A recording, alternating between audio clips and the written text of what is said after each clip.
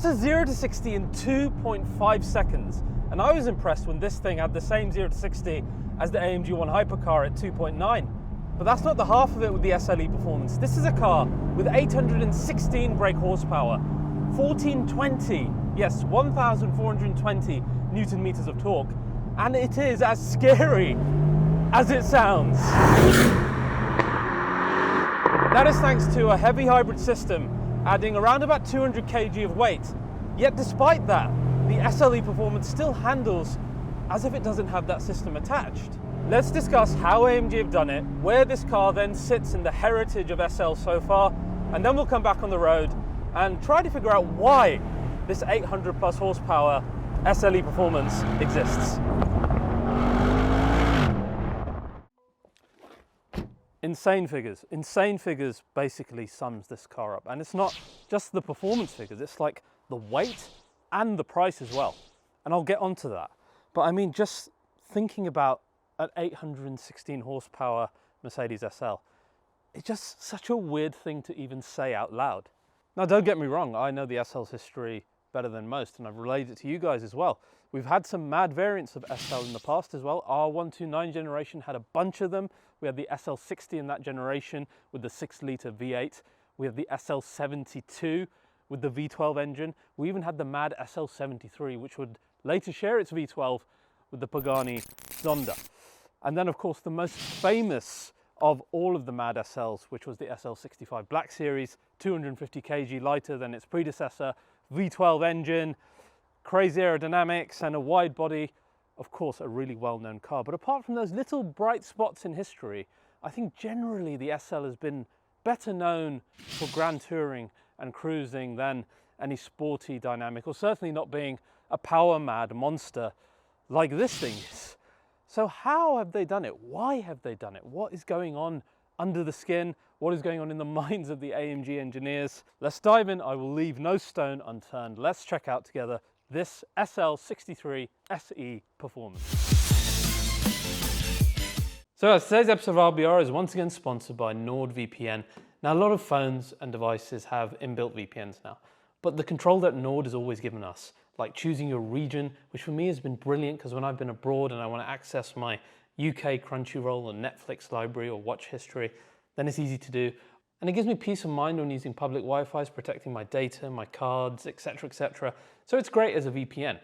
But one product these guys have done recently that has been game-changing for things other than VPN is this thing called threat protection. Now, this is something you can turn on without turning on the VPN.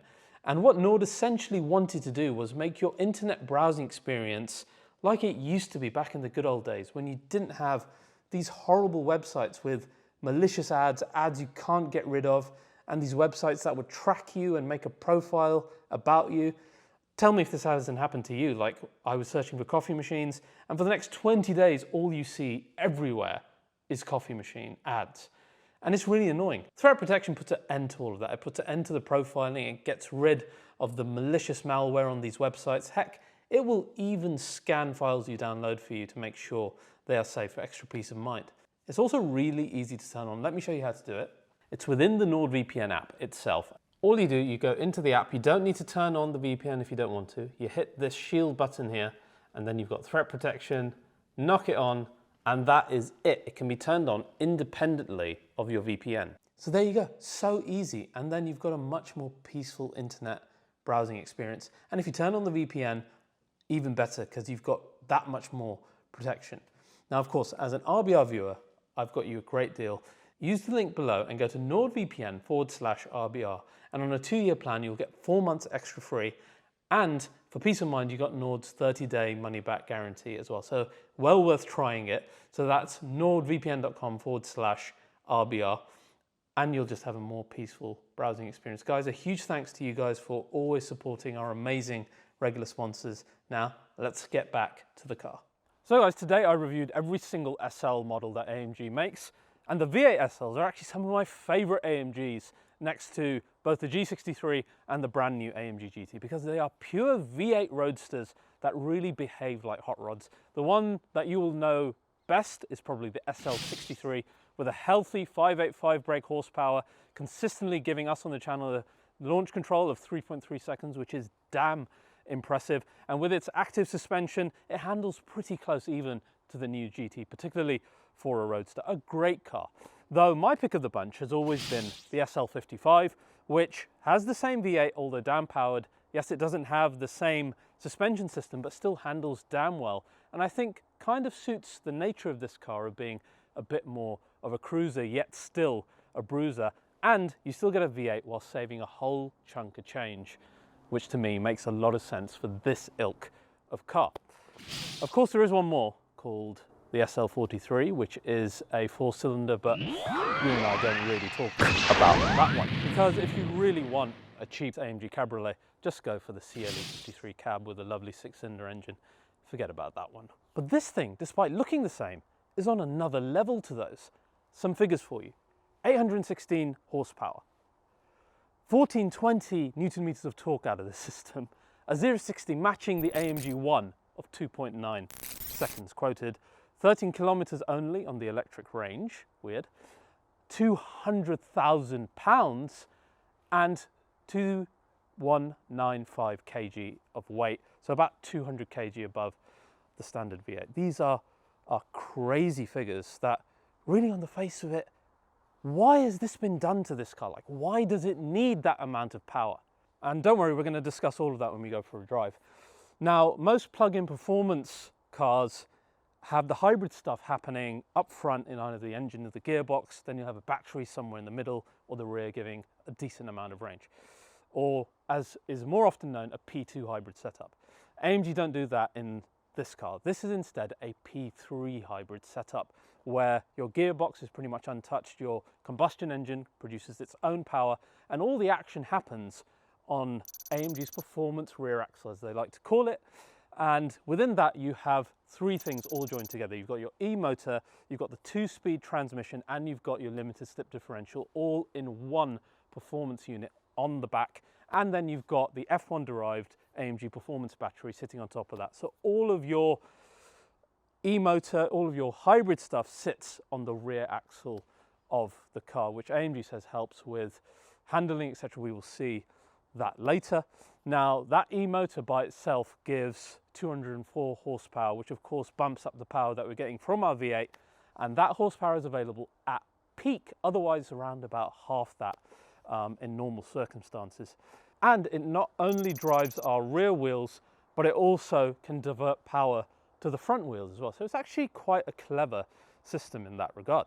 Now, normally you might think, okay, I'm going to buy a performance hybrid car. At least the benefit that I get out of it is that I'm going to get some electric range to save me some money. And as we discussed, 13 kilometers range is not really going to do anything, is it? And AMG have said that the point of this is not range at all. Their battery tech instead focuses on two things, which is charging up really quickly and giving the power really quickly. And this is stuff that they've learned from AMG F1 and has been translated not only into the charging and the recuperation, but the cooling of this performance battery, as they like to call it. So the range is not what they're going for. It is purely performance, which again, it's all odd really, isn't it? Why do you need that in an SL? Keep asking this question. We will see when we go for a drive.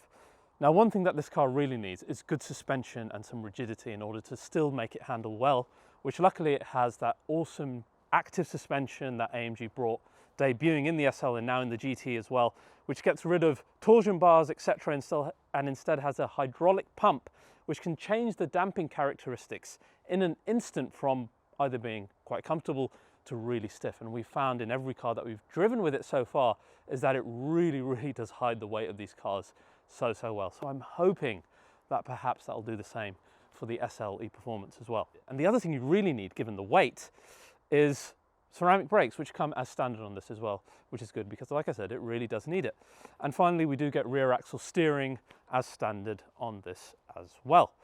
Now, what's nice is that they've opened up the manufacturer program that was previously only on the G-Wagon into SL as well. So, for example, this beautiful Magno Irish green car with a lovely brown interior is something that is possible in some regions. And even in the UK, finally, they've opened up that program, both on the SL and the GT, so you can get manufacturer paints now finally on your order. Also bear in mind that if you want a coupe, you can get the GT63 S E Performance, which is going to be a lot sportier than this, as we found in the GT generally, but if you want a fixed roof with basically the same interior and more luggage space, that's the one to go for. And believe it or not, they actually make even more expensive and madder SLs than this 200k car. They recently announced the SL Maybach, which is going to be over £200,000, and that uses the same V8, so it's not even a V12 that you get the benefit of. The design, although I've not seen it in person, to me looks a bit lazy. They could have gone with, you know, unique tail lights or front lights, something, you know, to give it that Maybach flair. We will see it one day, I'm sure. But to get the same V8 and, you know, similar styling, etc., it's a bit odd. Then there's one even crazier, which I reckon will probably be up to 300k, which is the SL Pure Speed, which they've now started delivering. I think it's limited to like very few units, 250 or something. And that is, at least it's got a unique body. You've got the whole Sterling Moss thing going on with the F1 halo. It's quite interesting, you know, with the helmets, etc. But again, same type of power, etc. as the SL63. So yeah, if you really want to spend money on an SL, Mercedes-AMG are allowing you to do that at the moment. Now guys, before we head out and we answer these burning questions of why is this car even existing in this world right now, first I want to show you what effect having the battery in the rear has had on our car's boot. So, boot space, you say. Heh, what boot space? It is quite reduced in there. Because of course the performance battery sits on the rear axle, so what little you had originally in the SL is already taken up, especially if you're taking like the charging wires with you, which is just, you can't take those have to stay home really, and you might fit like a hand luggage and a backpack in there, but like beyond that I don't really see you getting much in there.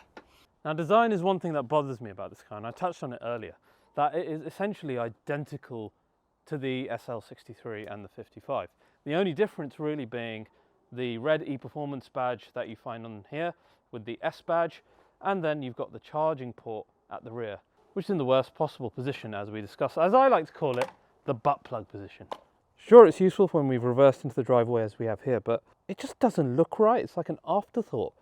But all of this was conceived back when the car didn't even exist, so, you know, why not have it on the other side like you do in other cars? The other side of this is, if it was still dirty and you're prodding this just to get it open, you know what's going to happen.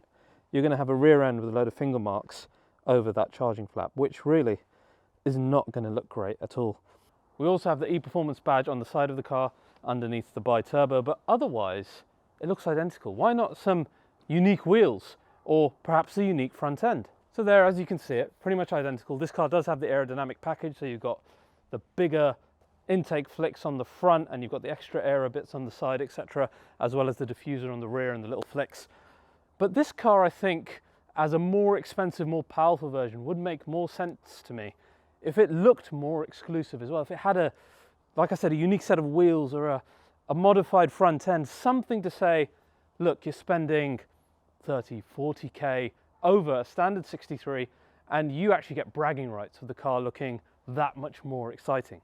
Well, you don't get that. And the other issue here is the naming, where Mercedes-AMG many years ago had trademarked the name SL63, and all of us thought, great, the hybrid is going to be called the 73. How cool would that be, linking back to the R129 with the 73 car that powered the Zonda later. And instead we get 63 SE Performance, and it's such a, like, SL63 SE Performance, such a mouthful. And then I found that whenever I've shown this car to someone, I've had to explain exactly what it is. Like, it wasn't immediately obvious that this is a level above the 63, and I found that frustrating. 73 would have been a great naming convention. They should have done it with GT as well, GT73. And I think just for bragging rights, they probably would have sold more, I think. That's just my opinion. Now the roof, we can actually open with our key fob as well. It takes 15 seconds to open, and you can do it up to speeds of 37 miles per hour. And though our exterior is a bit dull on this car today, actually our interior is a bit of meat. It's quite nice. We've got a nice shade of brown with the exclusive Napa leather interior in there with the quilted stitching, and it looks really, really quite special. This is one of the best interiors that Mercedes or AMG make at the moment. And one cool thing about the SL, unlike other manufacturers, is you maintain your air scarf within the performance seats as well. With the seats right back, the rear space is a bit limiting, but you can push it forward and get enough. I mean, I actually think the SL has a bit more space in terms of headroom, I found, than the GT. I haven't properly tested that yet, but I found it to be quite decent for even larger kids like my 14-year-old. So a lot more practicality than the SL ever used to have, as you guys know. Now, as you guys know, I have great love for the interior of the SL and the GT. It's really an interior that took tons of inspiration from the GT and then a bit from the SL, mainly with the GT's V-shaped Naka duct-like center console, which is finished in a lovely carbon fiber over here in this version. But generally, it's just one of the best interiors they make in terms of fit and finish. The materials, you've got the lovely turbines for your air vents here, Napa leather, a great steering wheel, and of course, those lovely AMG command units here, which are just so ahead of the competition. And if you want a detailed review of this interior, check out my Living with the AMG GT video, which goes into great depth about the system. I'm not doing that today. I want to show you what's unique about the e-Performance car. First of all, you've got loads of readouts here in our Super Sport display, and it's nice to have these because it gives you the readouts for the combustion engine in red and the e-motor then in the blue. So you actually know while you're driving which part of the car is providing the power, and it's really good information. Then you have the temperatures. So you've got your usual temperatures for your engine oil, gearbox, etc., but you've also got temperatures for the e-motor and for the batteries as well. Again, letting you know what's going on while you're driving, and information on a complicated car like this, very important. You can control the recuperation by tapping on your drive unit button here. Then you've got 3 different levels of recuperation possible in the e-Performance cars. And then, of course, on our drive unit here, you can choose what you want in terms of your readouts. Of course, you get a choice of all the different screens, including track pace that we'll be using later to measure our 0 to 60 time. And you've got heads-up display that you can configure, again, to have as much or as little information as you want, which is quite cool. You can also see that we have our battery charge element here, then our fuel level on this side. What's interesting is if we go into electric mode, you can see almost at 100%, you've only got 7 miles. So just enforcing that fact that this is not about range. Similarly, on the MBUX screen, if you want more information about what the car is doing, you will get all of that within the AMG screens here, which gives you the energy flow and tons and tons of information. I love the fact that AMG do this and allow you to see exactly what's happening, whether that's with the active suspension or, more importantly, what's happening with this very complicated and F1 derived power system. Now, as with all of AMG's e-Performance cars, it always starts off on the electric mode. If we give it a push, and you'll hear the typical Mercedes-AMG electric opening sound. But then, if we switch it, say into Sport Plus, which I've arranged next to Comfort, because you can change where they place in here, and you can change, you know, all of this from the GT review. We go into Sport Plus, the V8 comes alive, race mode.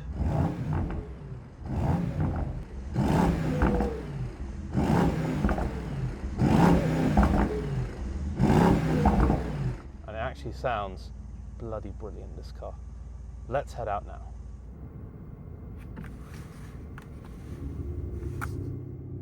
It is quite bizarre to take off in this car in EV mode, because this is a car that you and I attribute to some of the best sounds that you get in the modern car world. And you're just driving with e-Performance sound on, and it's silent. And when you first leave your house, etc., it feels quite cumbersome and heavy, because it's not the weight, I think, but more the fact you're only getting 200 horsepower in the EV mode. Right, now normally in the SL55 and 63, I would poodle around in comfort mode and have the exhaust on, and that would be my default mode. In these cars, the e-Performance ones, I've found Sport Plus or Race is your best friend, because the suspension is in the best format, the engine then sounds incredible, and the battery stays charged up, as we'll discuss later as well. And of course, it sounds bloody amazing. Once this engine warms up, there is no V8 like this in this crossplane V8. That sounds quite like it from any German manufacturer. It just sounds bloody amazing. But on a beautiful day like this, All I would say is just make sure though that you get the roof down so you can properly enjoy this V8 soundtrack, because